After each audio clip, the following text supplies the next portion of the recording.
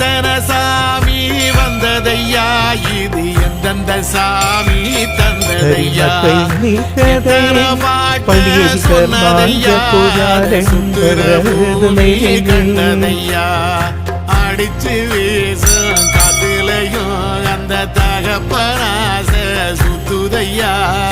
பிடிச்சு பூக்கும் வேதையிலும் ஒரு வம்சத்து கதையே உள்ளதையா 100 தலைமுறை சேர்ந்து செதுக்குன ஈர நலம் இது பாறையா வாழும் வரையிலும் நீயும் விதைக்கிற கடமை இருக்கு கேளையா